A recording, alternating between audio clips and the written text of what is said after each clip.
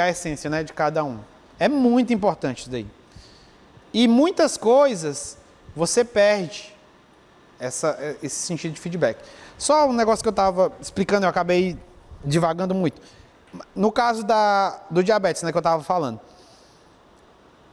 A alostase, que é essa adaptação teoricamente boa, né, para ser boa, compatível com a homeostase, a alostase visa manter a homeostase. Ou seja, a alostase é uma resposta de mudança para manter os parâmetros dentro da homeostase. Você muda para permanecer o mesmo. Tá entendendo? Se eu começo a correr, teoricamente, o meu músculo esquelético está quebrando ATP num ritmo, né?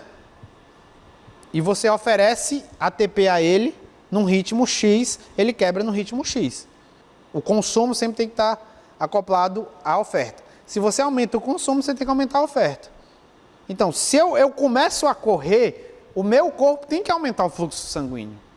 Porque eu tenho que aumentar a quantidade de glicose, de oxigênio. Mas o fluxo de utilização ele tem que ser o mesmo. Qual é o fluxo? Consumo, oferta. Consumo, oferta. A taxa de utilização tem que ser a mesma. Quando isso é quebrado, aí você tem o sistema descompensado. Não necessariamente a morte, mas você tem aí um pezinho na cova. Aí, a alostase é isso. Quando você sai dessas respostas alostáticas saudáveis, você tem que ter uma mudança de set point. Então, no caso que eu dei, a insulina tem que ir para um novo valor basal para manter, não é nem a glicemia, para manter a captação de glicose no nível específico. A gente pode até pensar assim, pô, o nosso corpo ele quer manter a glicemia a todo custo. Na verdade, não é a glicemia que mais importa. A glicemia é uma forma de fazer o que importa. É uma das formas que o nosso corpo sabe melhor fazer o que importa. Você pode pensar que a pressão arterial é um parâmetro extremamente importante. Sim, é óbvio que é importante. Mas não é o parâmetro final mais importante. O parâmetro final mais importante é o consumo de oxigênio e glicose. Ou, de maneira mais indireta, o fluxo sanguíneo no tecido. Só que a pressão arterial é um parâmetro altamente modificável que a gente usa para modificar o fluxo sanguíneo. Então é por isso que a pressão arterial tem que estar num nível. Mas a pressão arterial, pensa numa coisa como que varia. Então ela não é o parâmetro mais importante de não ser mutado. Pelo contrário, o nosso corpo está todo o tempo mudando ela para manter fixo o parâmetro que realmente importa. Então a glicemia não é o parâmetro que mais importa, senão não tinha diabetes. Ou você morria, não tinha hipoglicemia nem hiperglicemia, você só morria. Se você consegue variar um parâmetro, ele não é o mais importante. Porque o mais importante você não consegue variar tanto. A utilização da glicose pela célula. Então, a insulina ela sobe para manter a taxa de utilização no nível compatível. Às custas de uma glicemia alta. É por isso que dane-se a concentração de insulina, dane-se a concentração de glicose. O que importa é as células ainda estarem captando glicose. É a taxa de captação de glicose que importa. Que, consequentemente, é a taxa de utilização. Entendeu? Só que, óbvio, que chega um ponto que não tem como. A glicemia alta vai ser deletéria. É aquilo que eu falei lá de você cronicamente, você está comprometendo certos sistemas para alimentar outro.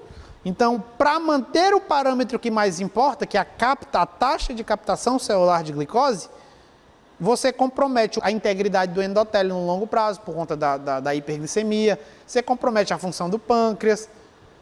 Só que o nosso corpo ele nunca vai trocar um risco mortal, concreto e agudo, no caso, faltou glicose na célula, por um risco potencial. Daqui a 3 anos, meu endotélio vai sofrer uma disfunção e depois vai ter uma trombose, uma aterosclerose. Ou o meu pâncreas daqui a 6 anos vai ter morte de célula beta. Ou a célula beta está sofrendo, ela aguenta. Entendeu? Então o nosso corpo ele sempre prioriza. É a manutenção de uma resposta alostática disfuncional no longo prazo que levam às doenças. Aquilo que eu falei, uma alimentação específica, uma má alimentação específica não gera uma resposta alostática. Uma carga alostática, que a gente chama, o termo correto. Mas uma alimentação ruim todo dia, em 5 anos, em 7 anos, em 10 anos, leva. Você passar 1 ano da sua vida até trocando plantão, assim, realmente não vai ter tantas repercussões de maneira geral. Aí entra também os polimorfismos. Óbvio, tem gente que aguenta mais, tem gente que aguenta menos. Tem gente que com 2 anos alimentando mal já está todo lascado. Tem gente que 10 anos... Pronto, um exemplo que realmente é muito clássico, fumar. Fumar causa câncer? Não. Se fumar causasse câncer, todo mundo que fumasse, cair do 20º andar causa morte. Não existe nenhuma pessoa que tenha caído de mais de 20 andares num chão normal, chão batido, e tenha sobrevivido.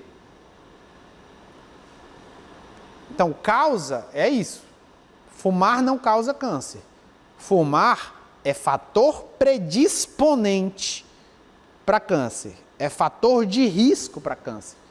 Anticoncepcional causa trombose? Anticoncepcional aumenta a probabilidade de uma mulher ter trombose.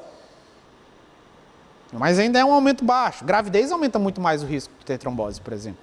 Tem gente que trata, só um parênteses, tem gente que trata anticoncepcional como uma bomba. Para algumas pessoas, para algumas mulheres extremas, uma mulher com mais de 30 anos, que fume, com histórico de trombofilia na família, aí é uma bomba relógio.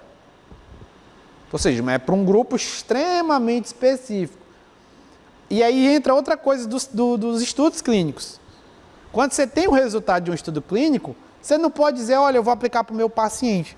Você tem que ver se o seu paciente é o perfil do estudo.